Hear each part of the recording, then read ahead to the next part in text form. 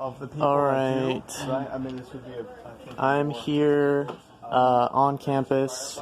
We're having an event today about prison abolition, and this is a replica special housing unit or SHU from Pelican Bay, aka Solitary Confinement. And it's very small. It's kind of hard to tell from just being here. Like, I'll try to get the floor space. It's very small, and being in here honestly is kind of making me relive my trauma of being locked up, but I feel like it's very important for people to see this, because not a lot of people get the opportunity to see the inside of a cell, what people have to live with. People are stuck in these cells for 23 hours a day, like I was, and sometimes longer. People are arbitrarily punished just for, whatever reason. This is the absolute worst thing that a person can experience. I think it's a form of torture, and it's terrible. I have my friend Alicia here for emotional support as I document this, and I don't really know the best way to film this, so I'll try to get back here. And yeah, this is all the space that you get. This is what people have to live with. I don't know what this small cage is. Do you know what this? I believe he said it was as people come out of solitary, they're here for a little bit. It's called a rehabilitation. I forget the other word, but it's clearly not rehabilitating. Yeah. It's just re-traumatizing.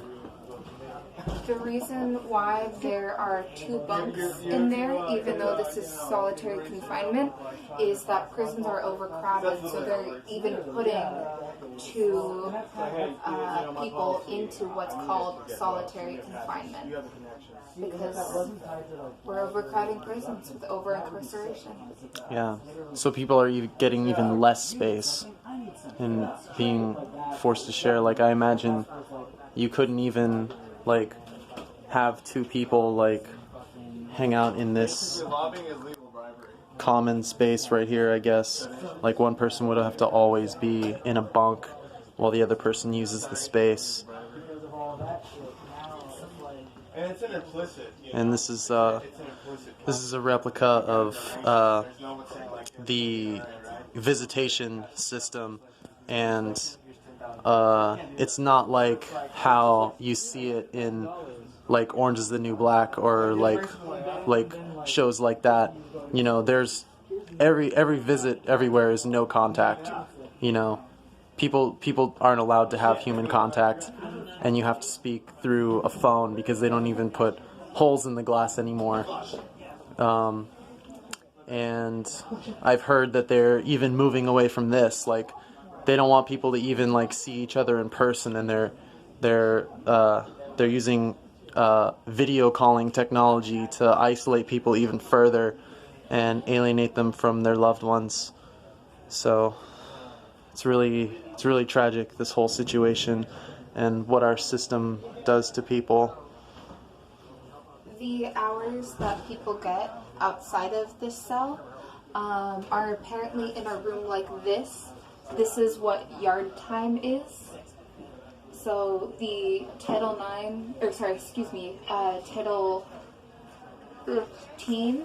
14, or I think 15 requires 10 hours a week of yard time, but often that's not given. But the yard time is this.